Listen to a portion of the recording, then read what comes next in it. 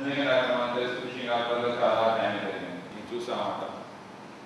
ఆ బోట్లు తెగిపోవడం కానీ, అక్కడ ఉండే వాల్ విరిగిపోవడం కానీ, దాని దగ్గర రెగ్యులర్ మెజర్స్ తీసుకొని అక్కడ కోట్ చేయడం తోటి, అలాగే కొన్ని కంపెనీస్తో మాట్లాడి దాన్ని ఏది what best we can improve అని చెప్పి అది కూడా చేయడం జరిగింది.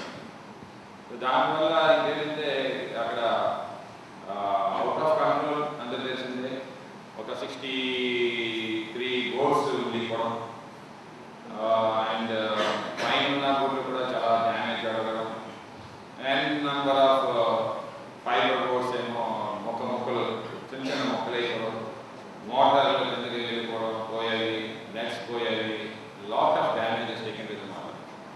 సో చంద్రబాబు నాయుడు గారికి ఇచ్చానంతా కూడా ఫస్ట్ విజిట్ చంద్రబాబు నాయుడు గారు కూడా మార్నింగ్ లేచిన 13 మార్నింగ్ వచ్చిన వెంటనే విజిట్ ఏమో అప్పుడే పెట్టారు ఫిషింగ్.